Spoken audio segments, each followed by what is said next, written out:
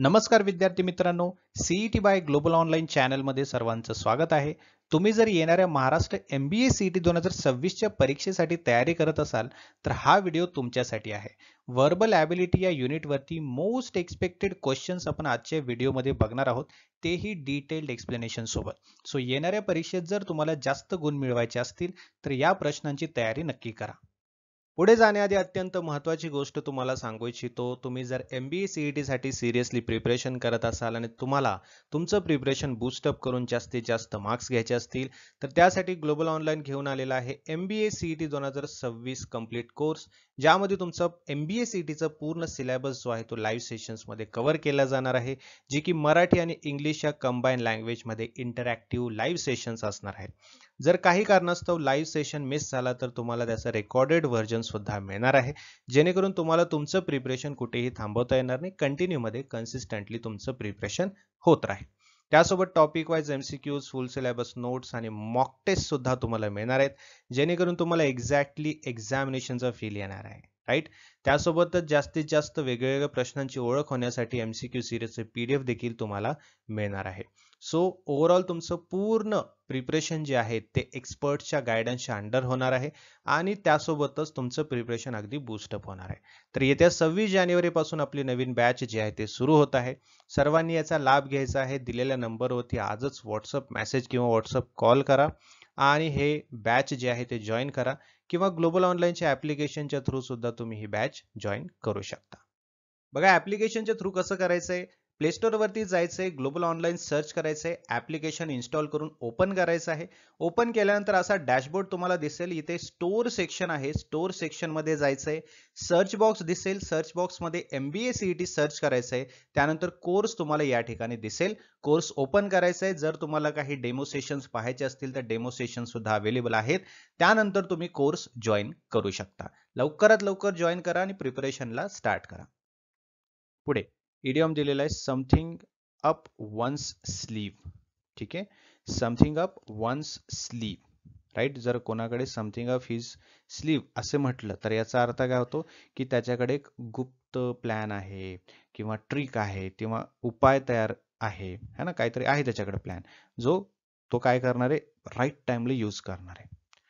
Something up one slew म्हणजे नाही का, आपण एखाद्या वेळेस काय करतो की एखाद्याला राग आला किंवा काहीतरी तो आता उत्तर देणार आहे तर असे स्लीव्स त्याचे मागे करतो, बरोबर आहे. अशा अर्थाने म्हणजे तो आता रेडी झाला, आता तो काहीतरी करणार. करेक्ट. असा तो इडियम आहे, असा मुहावरा आहे तो. मग याच्याशी संबंधित असणारा कुठला आहे तर ऑप्शन डी आहे. A secret plan. त्याच्याकडे काहीतरी आहे, आता तो काहीतरी कमाल करणार आहे, काहीतरी गोंधळ घालणार आहे. ठीक आहे. पुढे बघा, अॅनॉलॉजीचा प्रश्न विचारलाय.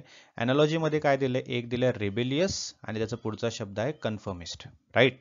आता रेबेलियस आणि कन्फर्मिस्ट हे अजिबात सिमिलर नाहीयेत, हे दोन्हीही एकमेकाच्या विरुद्ध आहेत.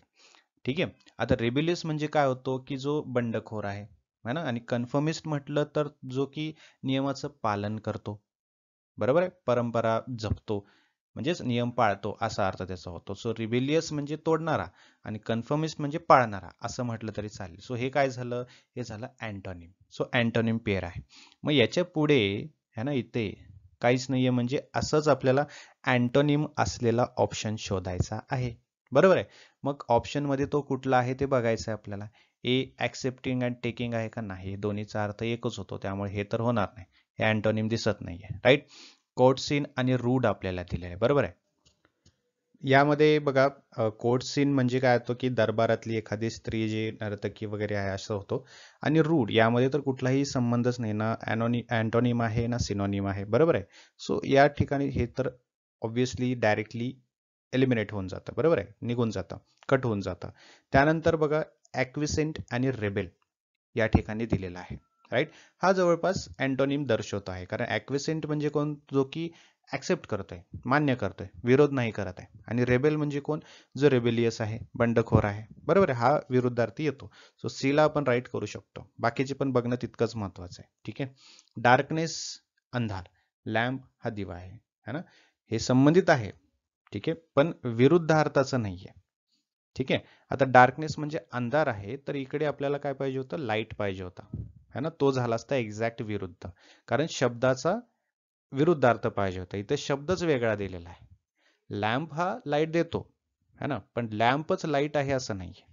लॅम्प हा वेगळा शब्द आहे, त्यामुळे ते सुद्धा हा कट होतो. ठीक आहे. आणि लाफ्टर आणि बाण असं दिलेलं आहे. लाफ्टर म्हणजे हसणं आणि बाण म्हणजे गोठा किंवा गोदाम असतं. या दोघांमध्येही कुठलाही संबंध नाहीये. सो त्यामुळे ऑप्शन सीचा आपला करेक्ट दिसतो आहे. ठीक आहे, जो की एक्झॅक्टली रिबेलियस अँड कन्फर्मिस्ट यातला जो विरुद्धार्थ आहे म्हणजेच अँटोनिम आहे, त्याच प्रकारे ॲक्विसेंट अँड रिबल असा अँटोनियम आपल्याला सी ऑप्शन दर्शवतो आहे. त्यामुळे ऑप्शन सी इथे राईट येतोय. अँटोनिम विचारले, रेट्रिब्युशन. ठीक आहे, रेट्रिब्युशनचा अँटोनिम म्हणजे आपल्याला काय विचारलंय की एक्झॅक्टली विरुद्ध शब्द कुठलेला आहे, है ना. बरोबर आहे. आता रेट्रिब्युशन म्हणजे काय? शिक्षा देणे, बदला घेणे, है ना. आता याच्या विरुद्धार्थी आपल्याला फॉरगिवनेस असणार आहे. ऑब्व्हियसली फॉरगिवनेस म्हणजे क्षमा करणे, बरोबर ना. रेट्रिब्युशन म्हणजे काय असणार आहे की बदला घेणे, शिक्षा घेणे. आणि फॉरगिवनेस म्हणजे काय? माफ करून टाकणं, क्षमा करणं. ठीक आहे, त्यामुळे रेट्रिब्युशनचा अँटोनिम हा फॉरगिवनेस येतो. पुढे आहे तुमचा अँटोनिम दिलेला आहे, त्यामध्ये शब्द दिलाय की मेटिक्युलस. ओके, आता मेटिक्युलस म्हणजे काय? अतिशय केअरफुल, है ना, अतिशय काळजीपूर्वक, राईट. मग काळजीपूर्वक आहे तर अँटोनिम विचारले आपल्याला, है ना. अँटोनिम म्हणजे विरुद्धार्थी, सिनोनिम म्हणजे समानार्थी. अँटोनिम विचारले याचा अर्थ मेटिक्युलस याचा अर्थ काय आहे? अतिशय काळजीपूर्वक. मग त्याचं विरुद्ध आपल्याला बघायचं, केअरफुल, प्रिसाइज, कॅज्युअल, ॲक्युरेट की थोरोल. ओके, सो राईट आन्सर जो आहे तो आहे ऑप्शन सी, म्हणजेच काय? कॅज्युअल आहे. कॅज्युअल म्हणजे काय? निष्काळजीपणाने. आणि मेटिक्युलस म्हणजे काळजीपूर्वक, केअरफुल म्हणजे काळजीपूर्वक, प्रिसाइज म्हणजे एकदम क्लिअरली, है ना. ॲक्युरेट म्हणजे तर तुम्हाला माहिती आहे एकदम राईट टाइमला, एकदम परफेक्टली क्लिअर ठेवून, राईट. आणि थोरो म्हणजे सुद्धा एकदम परफेक्टली करणं. मेटिक्युलस म्हणजे या सर्व ABDE या सर्व शब्दांचा सिमिलर अर्थ आहे, बट सिमिलर न सांगता आपल्याला विरुद्ध सांगायचं, जो की कॅज्युअल आहे. कॅज्युअल म्हणजे जो की इतका काळजीपूर्वक नसतो, नॉर्मल असतो. नॉर्मल इन द सेन्स काळजीपूर्वक न करता एकदम ओव्हरव्ह्यू केल्यासारखं. ठीक आहे, त्यामुळे ऑप्शन सी इथे बरोबर येतो.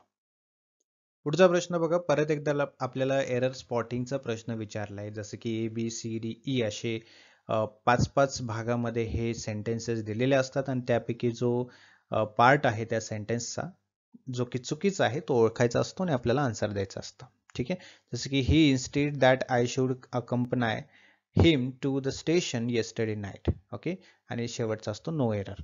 आता इथे सेंटेन्सचा एक पार्ट आहे जो की ए आहे, सेकंड पार्ट आहे दॅट आय शुड अकंपनाय, तो बी पार्ट आहे, him to the station C part आहे, येस्टरडे नाईट हा डी पार्ट आहे. आणि त्यापैकी कुठलंही जर बरोबर किंवा चुकीचं नसेल तर नो एरर असं ई आपल्याला सिलेक्ट करायचं असतं.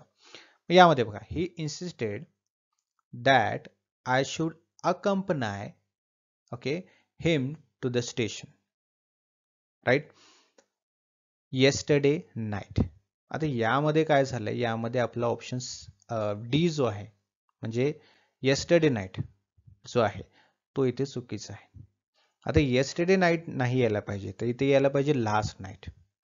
ही insisted that I should accompany him to the station last night, not yesterday night. Yesterday night असा शब्द नसतो, लास्ट नाईट असा आपल्याला शब्द वापरायचा असतो. सो डी जो आहे येस्टरडे नाईट इथे एरर स्पॉट आपण केलेला आहे.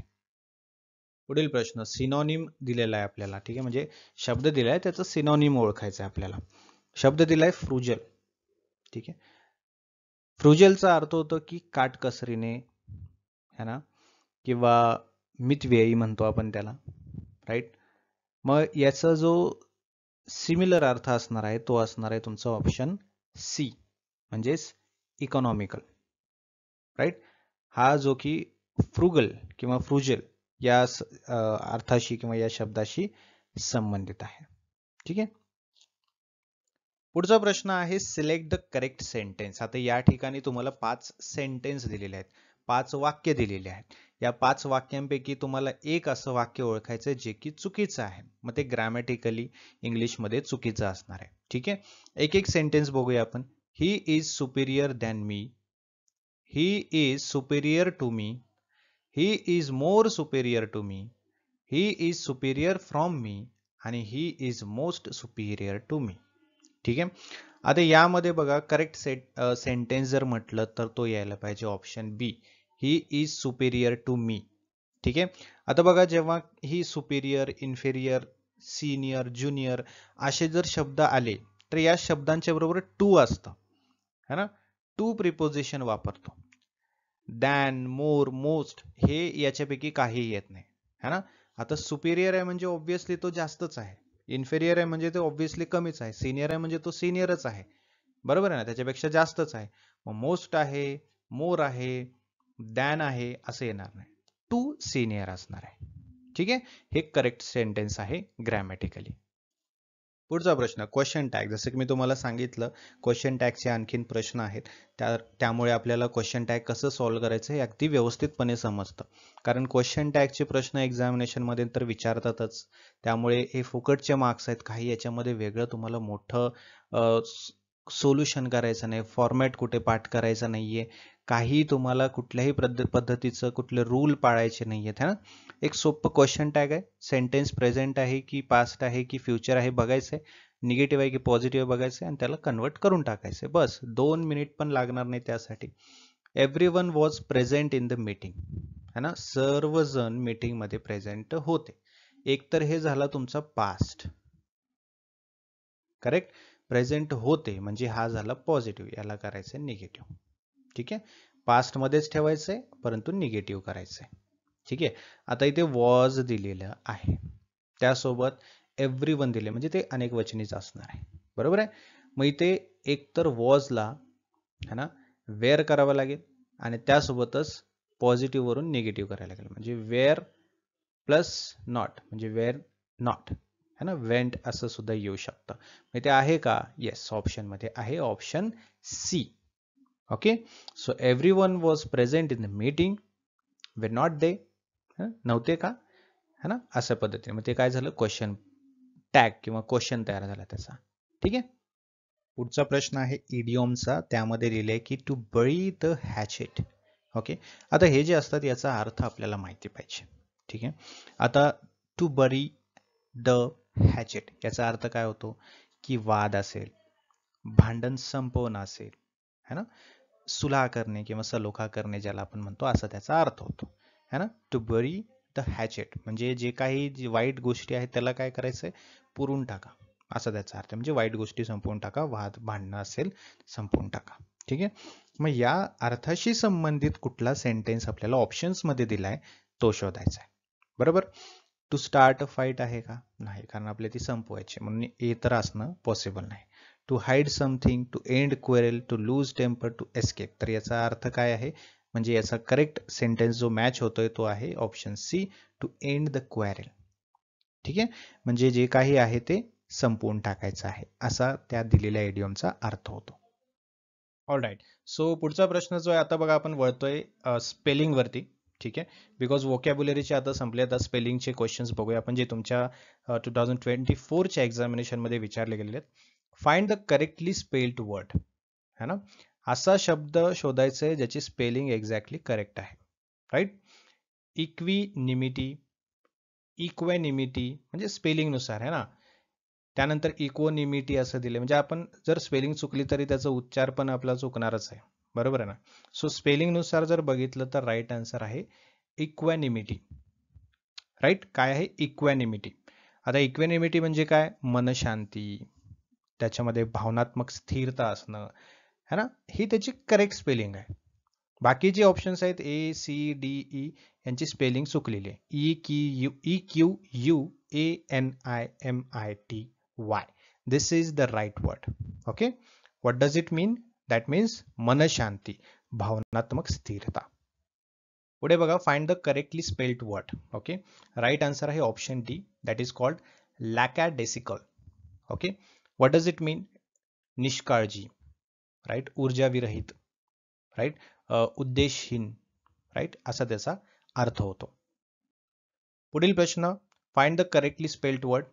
ॲबरंट असा एक शब्द आहे, राईट, ज्याचा अर्थ होतो चुकीच्या मार्गाला जाणारा, राईट, वेगळं काहीतरी बिहेव करणारा, वर्तन करणारा असा त्याचा अर्थ होतो. तर त्याचा करेक्ट स्पेल जो आहे तो आहे ABERRANT. याचा अर्थ आहे चुकीच्या मार्गी लागणारा किंवा मार्गी जाणारा. ठीक आहे.